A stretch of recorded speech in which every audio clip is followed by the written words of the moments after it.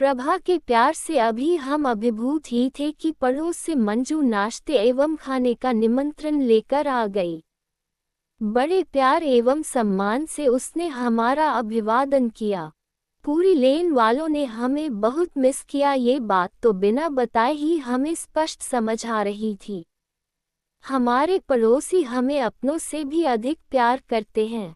कहानी शुरू करने से पहले हमारे चैनल कहानियाँ 7.4 को प्लीज़ सब्सक्राइब एंड लाइक अवश्य करें ताकि हमें मोटिवेशन मिलता रहे, ताकि आप लोगों के लिए नया नया कहानी लाता रहूं। आइए कहानी शुरू करते हैं। मुंबई से अभी सुबह ही लौटे हैं। गेट का ताला खोलते हुए एक सुखद एहसास हो रहा है। पड़ोस का डॉगी गेट पर ही लेटा हुआ मिला। हमारे 4 माह के मुंबई प्रवास में मानो वह घर की पहरेदारी करता रहा हो। माय स्वीट होम की अनुभूति अंदर तक भर गई है। मेरी पत्नी ममता तो सामान व्यवस्थित करने में व्यस्त है। मैं पीछे लॉन में आ गया हूँ। हमारी कामवाली बाई ने बड़े जतन से हमारे बगीचे को संभाला है। एक भी पौधा मुरझाया नहीं है। दरवाज़ा खोलते ही गौरैया पूंछ हिलाते हुए मेरे पैरों के पास घूमने लगी है। अपनी चिरपरिचित प्याली में दाना पानी खोज रही है। गौरैया जी, अभी तो आपको निराश ही होना पड़ेगा, क्योंकि तुम्हारी मालकिन को अभी समय ही कहाँ मिला है जो तुम्हारी प्यालियों को दाने पानी से भर सके। प्लीज़ अभी लौट जाए, कल तक सब कुछ पहले की तरह मिलेगा तुम्हें। गौरैया तुरंत उड़ गई, मानो उसे सब समझ आ गया है। मैं गहरी गहरी सांसें ले रहा हूँ, मानो 4 माह की ताजगी अपने अंदर भर रहा हूँ। सामने के घर से प्रभा एक थमस में चाय बनाकर ले आई है। मेरी पसंद के बिस्किट भी साथ में है। आंटी अंकल, पहले आप चाय पी लीजिए, बाद में सब काम करिएगा। चाय के साथ साथ प्रभा पूरी कॉलोनी के हालचाल भी बताती जा रही है। 4 माह की सारी खबरें गरम गरम नाश्ते की तरह परोस रही है। चाय पीकर रास्ते की सारी थकान मिट गई। आंटी, आज आप खाना मत बनाइएगा, मैं लेकर आऊंगी। हाँ, आशु को भेजकर आपकी महरी को बुलवा देती हूँ, वह आपकी सहायता करेगी। आप तब तक फ्रेश हो जाए, मैं नाश्ता ले आती हूँ। प्रभा के प्यार से अभी हम अभिभूत ही थे कि पड़ोस से मंजू नाश्ते एवं खाने का निमंत्रण लेकर आ गई। बड़े प्यार एवं सम्मान से उसने हमारा अभिवादन किया। पूरी लेन वालों ने हमें बहुत मिस किया, ये बात तो बिना बताए ही हमें स्पष्ट समझ आ रही थी। हमारे पड़ोसी हमें अपनों से भी अधिक प्यार करते हैं। एक एक करके सभी मिलने आए। लंच एवं डिनर के इतने निमंत्रण मिले कि ममता यदि 4 दिन भी गैस न जलाए तो चलेगा। सबने आपस में तय कर लिया है कि किस दिन किसके घर जाना है। चलो, इतने दिन में तो ममता सब व्यवस्थित कर ही लेगी। मैं सोचने लगा, वह भी तो अब बूढ़ी हो चली है। अब यही तो परिवार बन गया है हमारा। कल बाजार जाकर सब सामान लाना है। हर चीज़ नए सिरे से जोड़नी होगी। वहाँ से आते समय चिंता लगी थी, क्योंकि अब उम्र के साथ हिम्मत कम हो रही है, लेकिन यहाँ तो हमारी हिम्मत बनकर हमारे पड़ोसी खड़े मिले हैं। सबका प्यार देखकर बहुत अच्छा लग रहा है। मुंबई के कल्चर से अभी हमारा शहर अछूता है। यहाँ अभी भी भाईचारा बना हुआ है, बिल्कुल मोहल्ले वाला। 4 दिन पंख लगाकर उड़ गए। ममता और मैं सबके प्यार में डूबे रहे। अब धरातल पर आना चाहिए। 5वें दिन ममता ने नाश्ता खाना बनाया। दिनचर्या नियमित हो गई। गौरैया नित्य दाना पानी लेने आने लगी। कुछ दिन से ममता के चेहरे पर थकान देखकर मेरा मन व्यथित होने लगा है। जब से उसके हार्ट में प्रॉब्लम हुई है, बहुत जल्दी थक जाती है। अब उसे भी आराम की आवश्यकता है। मैं सब देख समझ रहा हूँ, परंतु उसकी सहायता कैसे करूँ ये समझ नहीं आ रहा है। मैं भी तो बूढ़ा हो रहा हूँ। मुंबई कितनी आशा लेकर गए थे। आनंद का बार बार बुलाना, पापा अब आप हमारे पास आकर रहिए, आप आएंगे तो मैं बड़ा घर ले लूंगा। इन्हीं आश्वासनों के भरोसे सोचा चलकर देखते हैं। वहां मन लग गया तो शेष जीवन आनंद के पास ही गुजार देंगे। अब कहीं न कहीं तो सेटल होना ही है। वहां रहेंगे तो उन्हें हमारी आदत पड़ जाएगी। हम भी अपना घर, अपना शहर भूलकर बच्चों में रम जाएंगे। पर कहाँ, वहां भी जल्द ही मोहभंग हो गया। आनंद एवं प्रिया का दफ्तर चले जाना, बच्चों का स्कूल तो था ही, हम दोनों को वहां भी अकेला कर जाती। ममता का काम और भी बढ़ गया।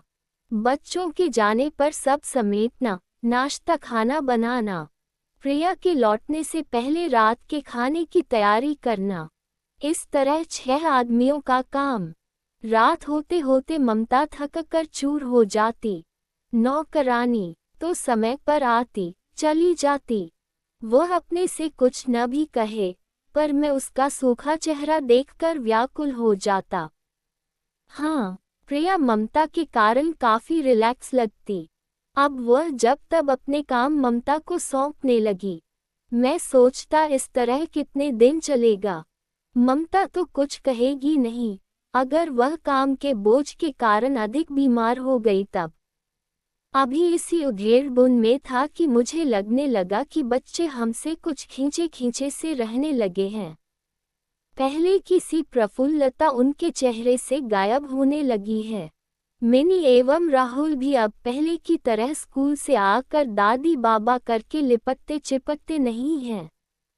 क्या हो गया है इन्हें? कहीं हम बोझ तो नहीं बन रहे? यद्यपि प्रत्यक्ष तो कोई कुछ भी नहीं कहता, परंतु कुछ बातें कहने से ज्यादा समझी जाती हैं। यही मैं अनुभव कर रहा था। जल्द ही बच्चों की उदासीनता का कारण पता चल गया। एक दिन आनंद को फोन पर बात करते सुना, यार तू ठीक कहता है, कितने दिन से हम सब इकट्ठे नहीं हुए। जब से मम्मी पापा आए हैं तब से कहाँ मिल सके। मेरा और प्रिया का मन भी बहुत करता है कि पहले की तरह घूमे फिरे, छुट्टी के दिन पीने पिलाने का प्रोग्राम बने, परंतु इनके रहते नहीं लगता कि पहले वाले दिन लौट कर आएंगे। अब तो लगता है इनका यही रहने का पक्का प्रोग्राम बन गया है। 4 महीने होने को आए, लेकिन अभी तक वो वापस जाने की बात भी नहीं करते। पर तू चिंता न कर यार, कुछ न कुछ जुगाड़ करता हूँ। जल्द ही पुराने वाले दिन फिर लौट आएंगे। तुम्हारी भाभी का भी यही हाल है। बच्चे अलग सह में रहते हैं। अजब लाचारी है। आनंद की बातें सुनकर मैं तो स्तब्ध रह गया। अब मुझे समझ आ गया कि बच्चे इतना रूखा व्यवहार क्यों कर रहे हैं। ये हमारी उपस्थिति से ऊब गए हैं। जल्द ही हमसे छुटकारा चाहते हैं। आनंद को ही क्यों दोष दूं? पिछली बार हेमंत के यहाँ जब कनाडा गए, वहां से भी क्या मधुर स्मृतियां लेकर लौट सके। उसके बाद क्या वहां फिर जाने की हिम्मत जुटा पाए? नहीं। ममता यदि यह सब सुन लेती तब क्या होता? नहीं नहीं, उसे कुछ भी पता नहीं चलना चाहिए, वरना उसका बीमार दिल क्या ये झटका सह पाएगा। हम दोनों कितने प्यार और विश्वास से यहाँ आए थे, भविष्य की सुखद कल्पनाओं के साथ। खैर, सपने तो सपने होते हैं। अब जल्द से जल्द लौटने का रिजर्वेशन कराना होगा। अब यहाँ से मन उचट गया है। इस तरह अनिश्चित भविष्य को लिए हम लखनऊ लौट आए, बिना बच्चों को यह अनुभव कराए कि हम तुमसे नाराज हैं। दिन बीतते जा रहे थे। ममता तो घर गृहस्थी के कार्यों में व्यस्त रहने लगी। इधर मेरी चिंता बढ़ती जा रही थी। अब आगे क्या? पड़ोसी लाख अच्छे हैं, उनकी भी तो सीमाएं हैं। उम्र हमें अब जवान तो बना नहीं देगी। बुढ़ापे की तरफ नित्य ही कदम बढ़ते जा रहे हैं। हम दोनों हमेशा तो साथ नहीं रह सकते। एक न एक को तो इस दुनिया से पहले जाना होगा। तब यही प्रश्न मुझे अंदर अंदर तोड़ रहा था। अनेकों अनुत्तरित प्रश्न। एक दिन बरसों बाद मेरे बचपन के साथी आलोक का फोन आया कि वह एक शादी में पत्नी सहित लखनऊ आ रहा है। वह हमारे पास ही रुकना चाहता है। ये सुनकर मेरा मन प्रसन्नता से भर गया। ममता भी बहुत प्रसन्न हुई। हम दोनों ही उनके स्वागत की तैयारियों में लग गए। आलोक मेरे बचपन का दोस्त, मेरा लंगोटिया यार। गलियों में गिल्ली डंडा खेलना, पतंग उड़ाना, साथ साथ पढ़ना, एक दूसरे के घर में खाना खाना हमारा नित्य का काम था। अब तो बरसों हो गए उससे मिले। उसे रिटायर हुए भी कई वर्ष बीत गए हैं। उसे लेने हम दोनों स्टेशन गए। 4 दिन का उसका लखनऊ प्रवास बहुत ही व्यस्त रहा। खूब बातें हुई, एक दूसरे से निजी बातें भी शेयर की। उसकी इकलौती जवान बेटी का निधन जब कार दुर्घटना में हो गया, उस समय वे दोनों ही एकदम टूटकर बिखर गए थे। सुनते ही हम दोनों उनके पास जयपुर पहुंच गए। किसी प्रकार की सांत्वना भी उन्हें संभाल नहीं पा रही थी। उनके आंसू थमते ही नहीं थे। ईश्वर जब दुख देता है तब वही संभालता भी है। समय के साथ साथ वह भी संभले।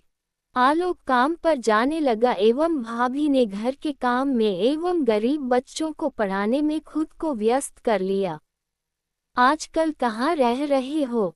पूछने पर उसने जो कुछ बताया वह मेरे भविष्य के निर्णय के लिए विचारणीय प्रश्न बन गया। उसने बताया कि मैंने जयपुर वाला घर बेचकर जामनगर के एक वृद्धाश्रम में घर खरीद लिया है। उसके एक साथी भी पहले से वहां रहते थे। उनकी मजबूरी यह थी कि 4 बेटों के रहते हुए बेटों के पास माँ बाप के लिए न समय था न प्यार।